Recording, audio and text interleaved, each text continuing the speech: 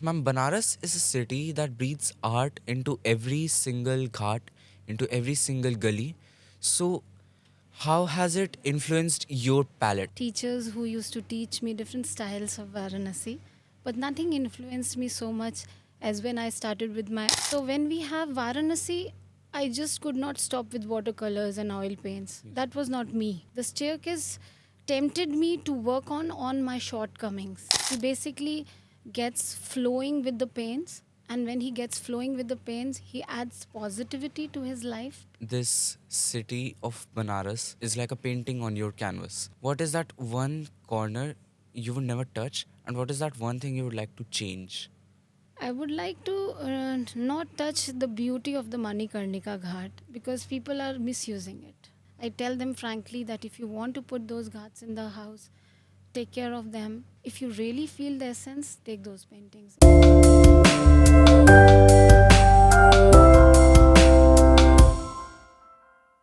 Greetings and Jai Hind everyone. Welcome to Vox Populi, Voices of the People, where stories breathe and voices echo beyond imagination. You're listening to our special series, Banaras with a Twist, where we unravel the soul of this timeless city through the lives of those who are quietly but powerfully rewriting its story. And this is episode 2. She's not just painting canvases, she's painting connections.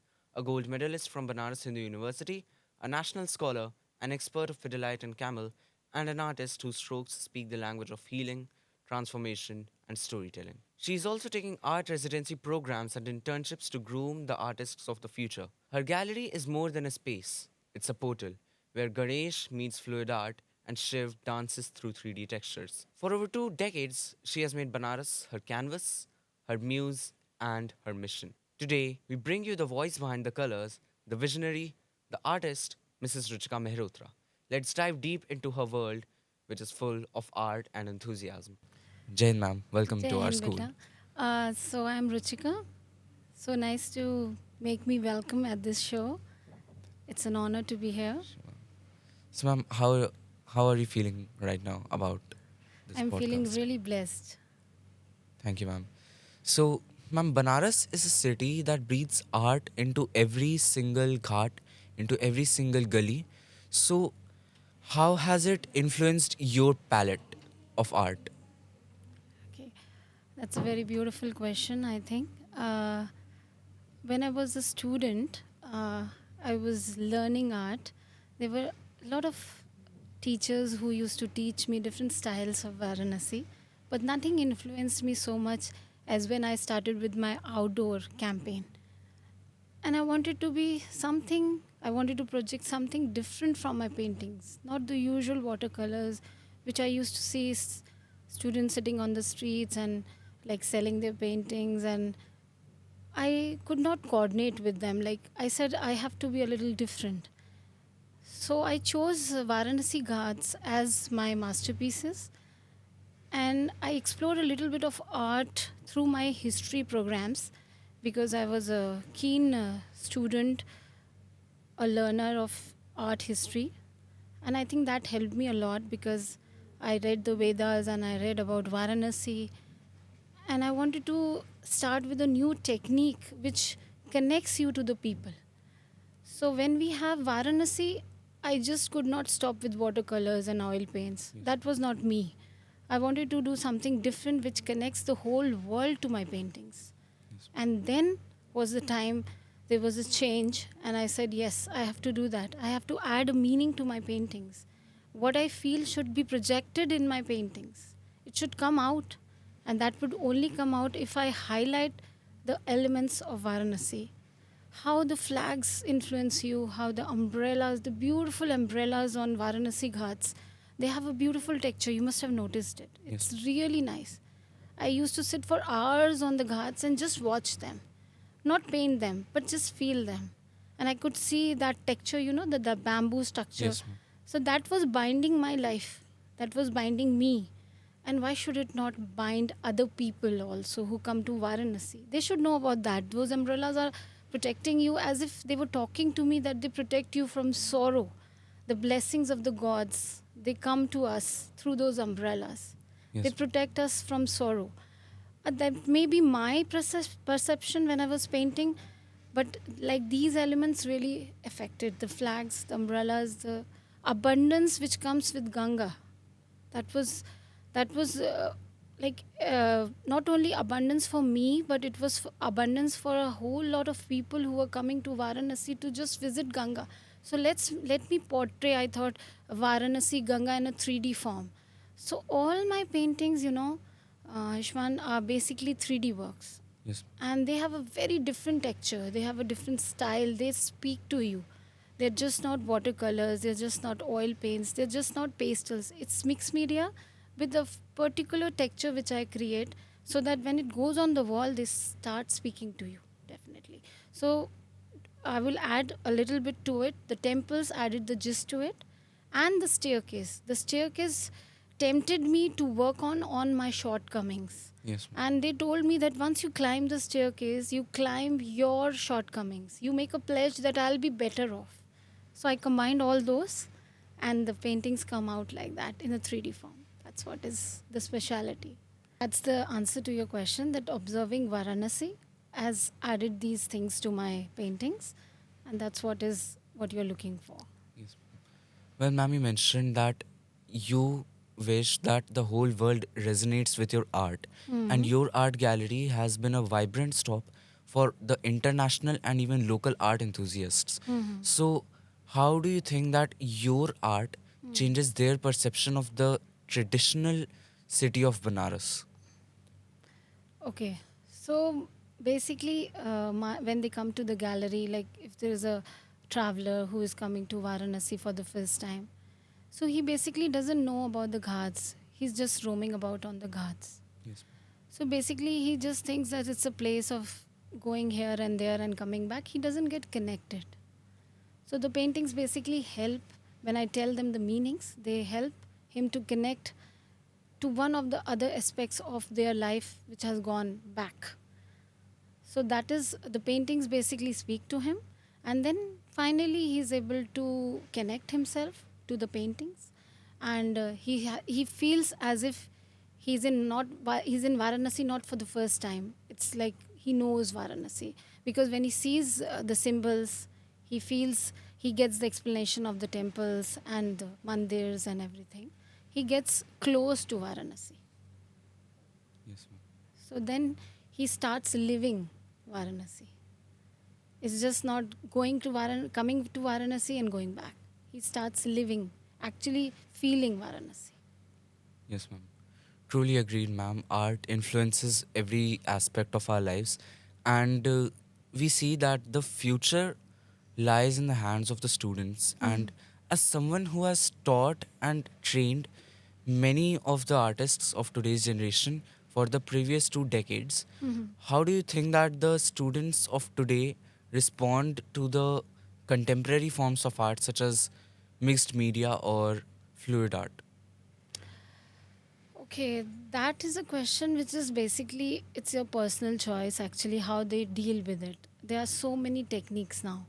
Now, to come to fluid art, I think they take it like it depends upon how people are taking it. But for me, when I have trained the students, or maybe the travelers, or maybe just a passionate art lover who comes to the gallery and he does fluid art, he basically gets flowing with the paints, and when he gets flowing with the paints, he adds positivity to his life, because fluid art is basically being free.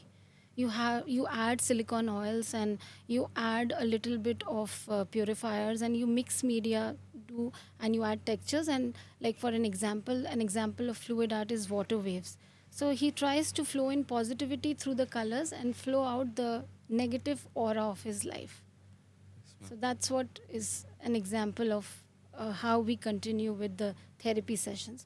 So basically, they feel nice. Definitely, they connect themselves with different techniques of art therapy, and they feel more positive and balanced.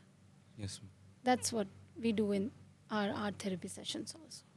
So, ma'am, one thing that we have noticed is that a person's life and their demeanor is defined through the adjectives assorted to them. So, ma'am, you are a woman, a curator, and an artist. So, how have these three identities clashed ever with the city of Banaras? Okay, that's a difficult question, but a very important question because Varanasi has events every day. There's a point when you get ambitious and you want to do everything at one stand. So that is the point where you need the balance. As a woman, I need to take care of my family. Even though I'm blessed to have a wonderful husband, very supportive, uh, my children are very supportive, my daughters are very supportive. I thank God for that. They have been really helpful in my journey.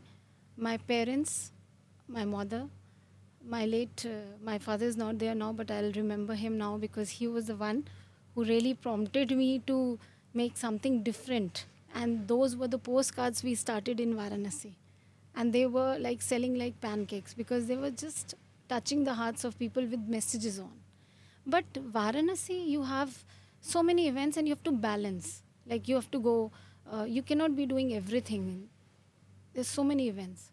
So sometimes as a woman, I need to stop over, look into other things, and balance the gallery work with my personal life.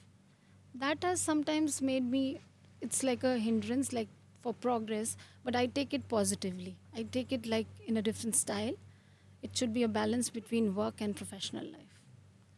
So, ma'am, this city of Banaras is like a canvas Okay. on, is like a painting on your canvas. Mhm. So, ma'am, if it were, what is that one corner you would never touch, and what is that one thing you would like to change? What will be the one corner which I won't like to touch? Yes, ma'am. Uh, I would like to not touch the beauty of the Manikarnika Ghat because people are misusing it. Yes, You know, it should be very pure. There are people sitting on the Manikarnika Ghat and they are trying to make stories, yes, ma'am. different stories, which are very bad. I think I've heard that from travelers. They're trying to take money from the travelers. Sometimes we have people who have been cheated on the Manikarnika Ghats. Don't do that.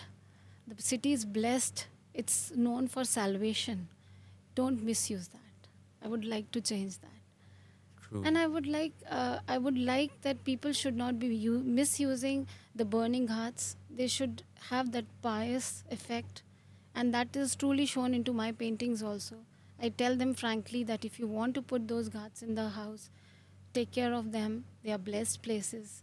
They are places which you won't have anywhere in the world. Yes, So just don't ignore them. If you really feel the essence, take those paintings. If you don't feel, you can take something else. So that part is, I would not like people to misuse the Manikarnika Ghat. And the other question was like you want. ma'am, one part you would like to change about the city. Okay, the other part, people have to be more punctual in Varanasi. They are never in time. Yes, ma'am. Even when they fix an appointment, either it's the traffic or either there are some issues. I would like them to be more punctual because time is money. Time is very important for everybody. I think you value that. Yes, ma'am. That makes a Truly. difference.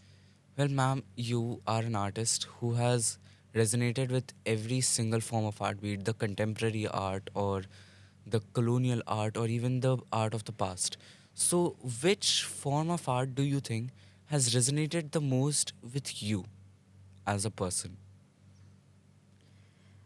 The form of art which has resonated with me is basically I have taken themes in my paintings, as I told you. They have human values. If it's not, definitely my masterpieces are the ghats Yes. in the 3D forms, but a lot of it is connected with the ghats, the spiritual side of Varanasi, which includes the Durga series, the Shiva series, the Ganesha series. I have been a Hanuman Bhakti since my childhood. And I think that influence of creating something different to change the impossible to possible has come into my paintings in a different style, you know. Yes, ma'am. So that makes a difference because I have added everything together to create. I'm more of a mixed media person and I'm more of a person who does things spontaneously. So there is no definition as such, but I try to mix and match things and move on. Yes, ma'am. So, ma'am, in your gallery, we witness a variety of arts.